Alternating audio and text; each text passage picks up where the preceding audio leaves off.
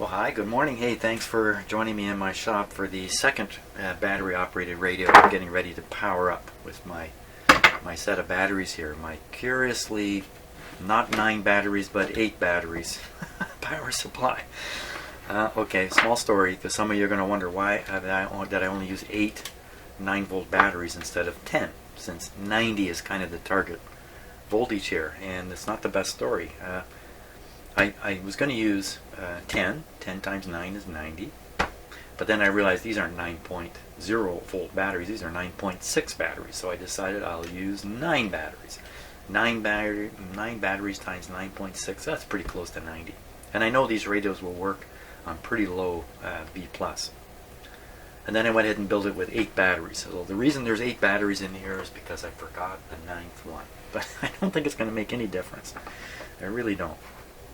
One of the things to bear in mind is that all these old radios are used on a demonstration basis to prove they operate and impress friends. And nobody's sitting all night long listening to these older radios. At least I would be stunned if that's the case.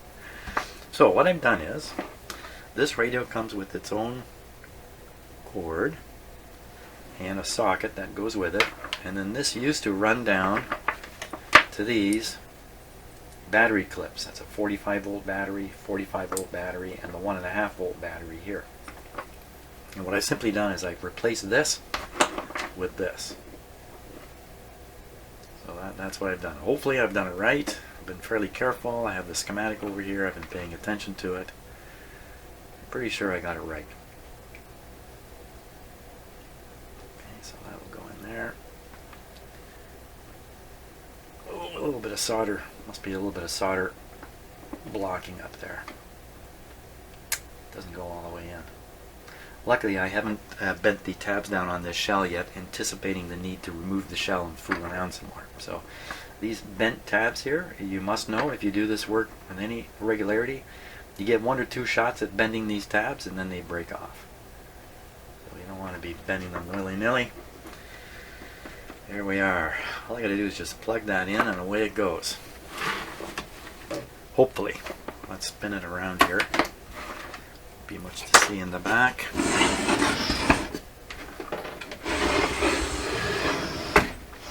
There we are. Switch on, switch off. Band selector. Tuning. Okay, I figured it out. Apparently I know which knob does what. Switch off. Switch is off. No doubt about it. Now since I've had a number of radios come through here with broken on-off switches, and I can't remember which one it was anymore, I'm going to hook up an ammeter on here. As soon as we plug the power in, we'll see, even with the radio off, if some current flows in the radio.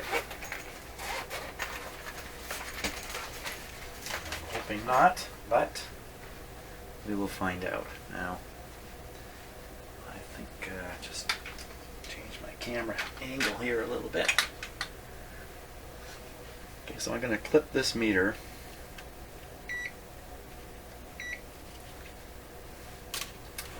around the wire that supplies heater current. Okay, you can see that quite nicely. It'll zero it. Oh, still learning how to use my meter right. So now I'm going to attach the connector, and hopefully nothing will happen on this meter. I just don't remember. Did something bad happen? Like really bad? There you are, 200 milliamps, so you see that current is flowing into the heaters of the tubes right now. Okay, so I'll continue to plug it in. Okay, well that certainly tells me I got the heater wires right. So 200 milliamps from 4 tubes. It's 50 milliamps per tube. It's about right. So I'm going to hook the meter up now. I'm going to let this guy sit here. Hook it up to the DC side of things.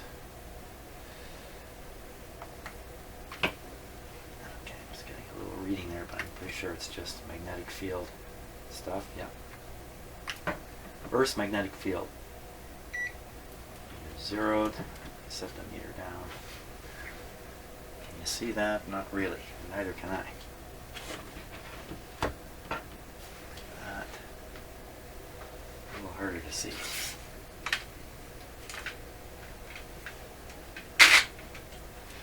Okay. So we're seeing 30. Let me zero it. I'm pretty sure when I turn the radio on, the B plus switch still activates. So we should see current flow here, and the radio should come on. There we go. There's the current flow.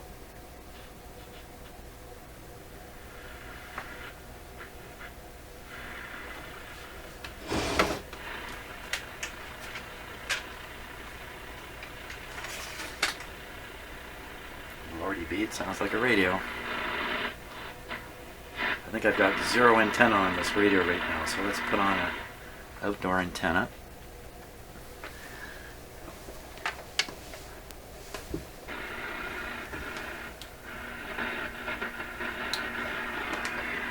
Okay, what do we get?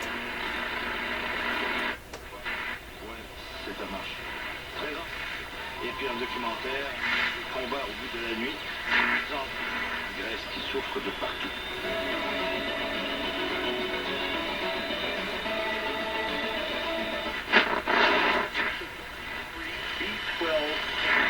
No, right in there, this is the case.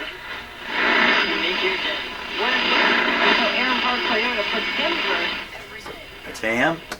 Go to short wave. It's a little hard to see the dial here. Okay, so we're at 7 megahertz.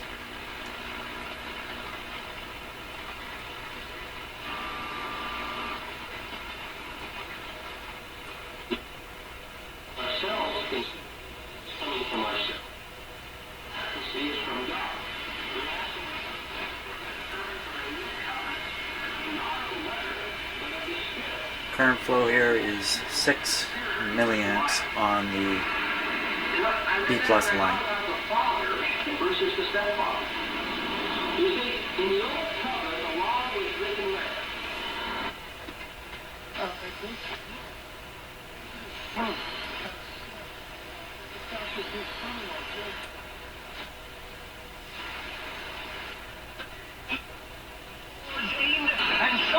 There he is.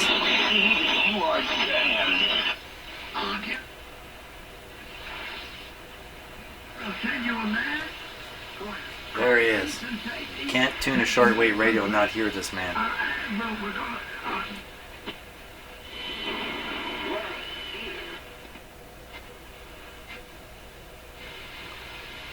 So we're right around 10 megahertz now. See if WWV can be picked up. Kind of doubt it.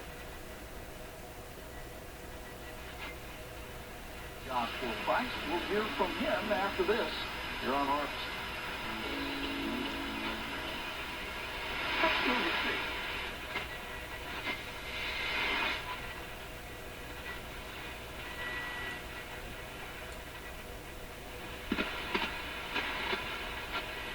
Let's go all the way up to 15 here.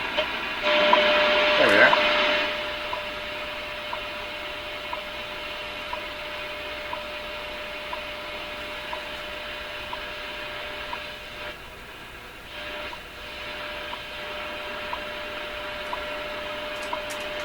Current drain is 12 now on the meter.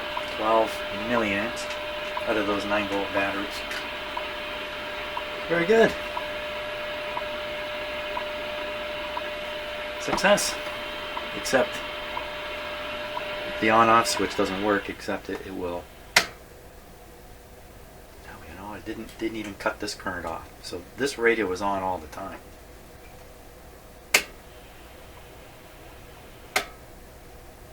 Seems a little odd because the audio is coming and going.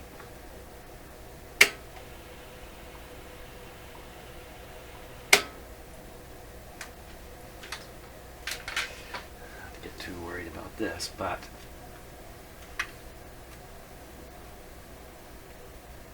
It's pretty much zero.